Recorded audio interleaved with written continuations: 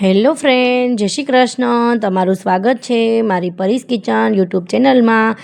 તો આજે આપણે બનાવવાની છે 11 સ્પેશિયલ કે શ્રાવણમાં સ્પેશિયલ ફરાળી ચકરી. તો તમે મિત્રો મારો આખો વિડીયો સ્કીપ કર્યા વગર જોશો તો તમને ખબર પડશે કે મેં આ ફરાળી ચકરી કેવી રીતે બનાવી છે. એકદમ ખસ્તા આ ચકરી બનીને તૈયાર થઈ છે અને મસાલો મેં બહુ જ સરસ એવો બનાવેલો છે.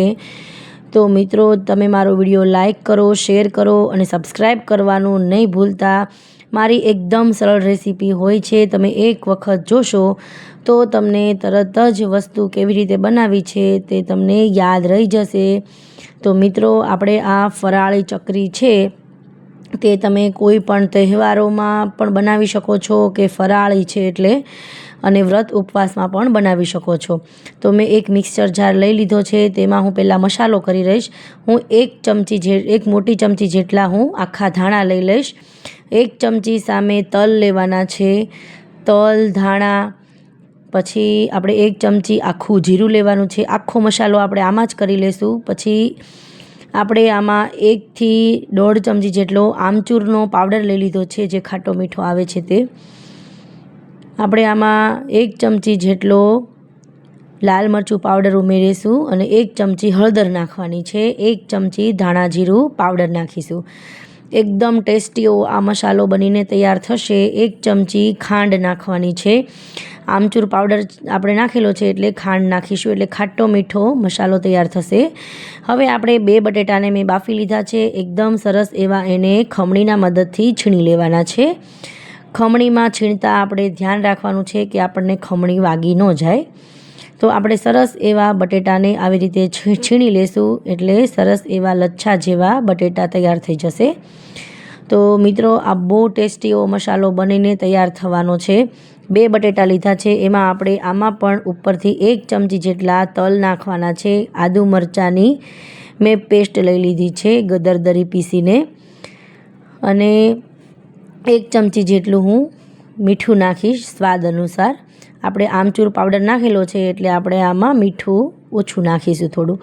પછી આપણે 2 થી 3 ચમચી જેટલું તેલ નાખવાનું છે. બટેટા છે એટલે સરસ જ એવી પોચી થવાની છે ચકરી. હવે આપણે જે મસાલો પીસેલો છે તે આપણે બધો જ આમાં એડ કરી દેવાનો છે. બહુ ટેસ્ટી એવો આ મસાલો બનીને રેડી થયો છે મિત્રો. તમે એક વખત આવી રીતે ચકરી બનાવશો તો બહુ સરસ એવી થાય છે. તો આપણે સ્વામિનારાયણ લોટ આવે છે જે વડતાલમાં મળે છે તે મેં લીધેલો છે. એકદમ ફરાળી છે આ લોટ. જે પૂરી ભાખરી અને રોટલી થેપલાનો જે આવે છે એ લેવાનો છે. રાજગરાનો લોટ મેં એડ નથી કરેલો. હું આ લોટને ચાળી લઈશ. તો મેં એક આખો કપ ભરીને લોટ લીધો છે અને આ જ કપના માપથી બીજો અડધો કપ ભરીને લોટ લીધો છે. એટલે મારો આ કપ છે 250 ગ્રામનો છે અને બીજો અડધો કપ ભરેલો છે. એટલે કુલ ટોટલ મેં 350 ગ્રામ જેટલો લોટ લીધેલો છે. હવે હું આ બધો લોટ છે તે હું ચાળી લઈશ. 1.5 કપ મેં લોટ લીધેલો છે. તમારે વધારે ઓછું કેવી રીતે કરવું છે એવી રીતે તમારે કરી શકો છો. આ લોટ ચાળવો ખૂબ જરૂરી છે, પેકેટમાં આવે છે એટલે. હવે બધું સરસ રીતે હાથથી હું લોટ બાંધી દઈશ. આપણે આમાં બટેટાનો ઉપયોગ કર્યો છે એટલે એક પણ ટીપું પાણીનું નાખવાનું નથી, નહીં તો લોટ છે તે વધારે ઢીલો થઈ જશે અને સારી એવી ચકરી નહીં પડે. તો સરસ એવો આપણે હાથથી લોટને બાંધી દેવાનો છે. જેવો રોટલીનો લોટ બાંધાય છે એવી જ રીતે આ લોટ પણ બંધાઈને તૈયાર થશે. તો મિત્રો તમે આખો વિડીયો જોશો તો તમને ખબર પડશે કે મેં કેવી રીતે આ લોટ બાંધી અને ફરાળી લોટમાંથી ચકરી બનાવેલી છે. તો હું તમારી સામે જ આ લોટને બાંધી રહી છું. એક પણ ટીપું મેં આમાં પાણીનું એડ કર્યું નથી. એકદમ જોર દઈ અને આ લોટને બાંધવાનો છે.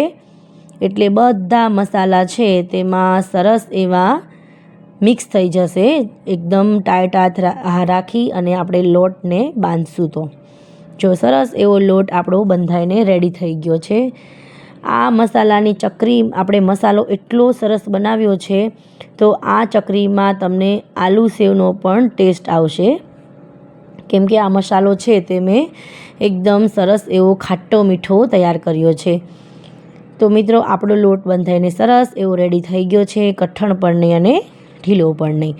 બટેટા નાખ્યા છે એટલે બહુ ટેસ્ટ આવશે સરસ. તો હવે હું લોટને થોડી વાર માટે મૂકી દઈશ અને થોડી વાર થઈ ગઈ છે. હવે આપણે લોટને થોડું એવું તેલ નાખી અને થોડી વાર માટે મસળી લેવાનો છે. આવી રીતે પોચા હાથે હવે આપણે આને મસળવાનો છે. પછી હવે આને આપણે સંચામાં ભરી અને સરસ એવી ચકરી આપણે પાડી દઈશું. જો મેં 2 પાર્ટમાં આવી રીતે ડિવાઈડ કરી દીધું છે અને હાથની મદદથી આવી રીતે હું રોલ જેવું બનાવી અને સંચામાં મેં પહેલેથી જ તેલ લગાવી અને સરસ એવું લગાવી દીધું છે. એ તમને હું નથી બતાવ્યું બધું, કેમ કે મારો લોંગ વિડીયો થઈ જાય એટલા માટે એ બધું મેં નથી બતાવેલું. તો હવે આ લોટ છે તે સરસ એવું આપણે સંચામાં સેટ કરી દેવાનો છે અને આપણે ઢાંકણ બંધ કરી અને સરસ એવી બધી ચકરી એ પાડી દઈશું. મેં આખા સંચામાં તેલ આપણે લગાવવાનું છે, નહીં તો લોટ છે તે બધો સંચા સાથે ચીપકી જાય છે, એટલે સંચામાં તેલ લગાવવું ખૂબ જરૂરી છે. મિત્રો તમે એક વખત આ લોટથી ચકરી બનાવશો, બહુ ટેસ્ટી એવી બને છે. જો આટલો લોટ બચ્યો છે.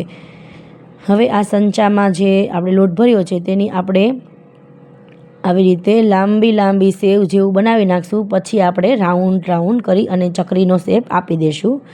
મેં આ ચોપર ઉપર જ બનાવેલી છે આ ચકરીને, એકદમ સરસ એવી થાય છે આ લાકડાના ચોપર ઉપર. જો હું તમને ખાલી બતાવું છું. પછી આવી રીતે બધી ચકરી આપણે બનાવી લઈશું. આવી રીતે બનાવી અને ચકરીનો શેપ આપણે મીડિયમ સાઇઝની ચકરી બનાવી અને આપી દઈશું. જો છેલ્લેનો ભાગ વધે ચીપકાવી દઈશું. એકદમ સરસ એવી આપણી ચકરી આવી રીતે રેડી થઈ ગઈ છે. એવી જ રીતે આપણે 3 ચકરી આમાંથી બનશે, તો હું 3 ચકરી બનાવી અને બતાવી દઈશ. પછી હું બધી જ ચકરી એવી જ રીતે બનાવીને રેડી કરી નાખીશ. તમને ખબર પણ નહીં પડે મિત્રો કે આ ફરાળી લોટમાંથી ચકરી બનાવી છે કે ચણાના લોટની કે ઘઉંની છે. એટલી સરસ અને સોફ્ટ તૈયાર થાય છે. તમારે લોટ બાફવાની પણ ઝંઝટ વગર આ વસ્તુ રેડી થાય છે, કેમ કે તમે લોટ બાફશો અને મલાઈ નાખશો તો બહુ તૂટી જાય છે ચકરી અને મજા નથી આવતી. તમે આવી રીતે એક વખત બનાવશો બટેટા નાખીને, બહુ ટેસ્ટી એવી આ ચકરી લાગે છે. જો મેં આવી રીતે 3 ચકરી લઈ અને બધી ચકરી આપણે આવી જ રીતે રેડી કરી નાખશું. આવી રીતે મેં બધી ચકરીને રેડી કરી નાખી છે. જો હું તમને નજીકથી બતાવું, બધી એક સરખી. અને આ પ્લેટમાં પણ મેં 3 થોડી વધી હતી તો પ્લેટમાં મેં લીધેલી છે. આવી રીતે આટલી ચકરી બનીને રેડી થઈ છે.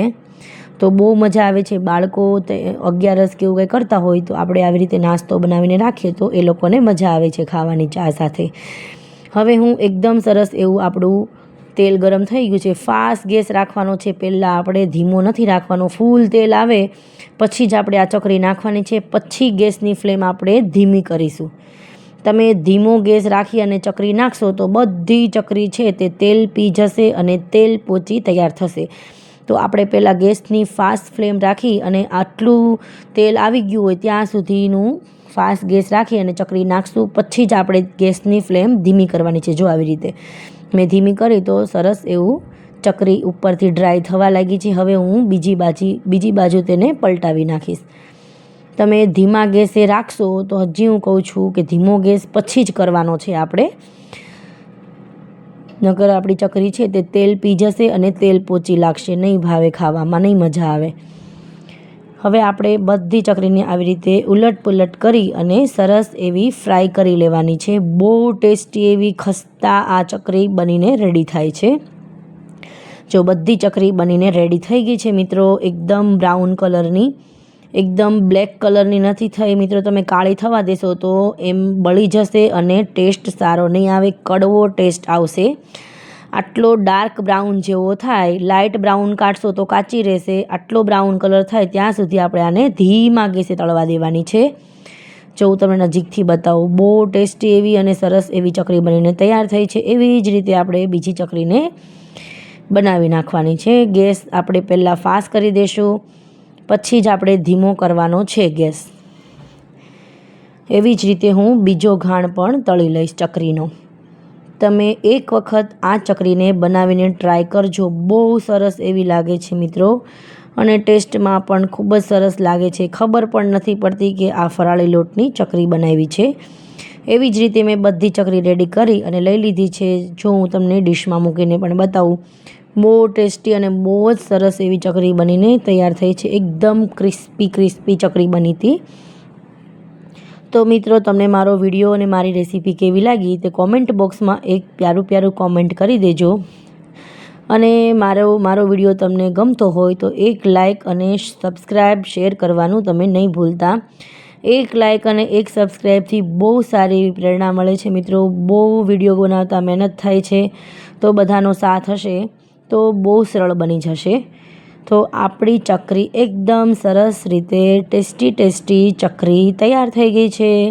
તમે અગિયારસ કે કોઈ પણ વ્રત ઉપવાસ કરો છો તો તમે આવી રીતે નાસ્તામાં ચકરી બનાવીને રાખી શકો છો.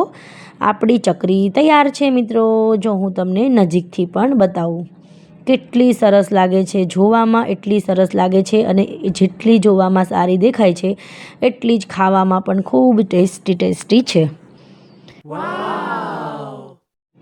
તો મારો વિડીયો લાઈક કરો, શેર કરો અને સબસ્ક્રાઈબ કરવાનું નહીં ભૂલતા. જો મિત્રો, ચકરી આપણી તૈયાર છે, ફરાળી ચકરી.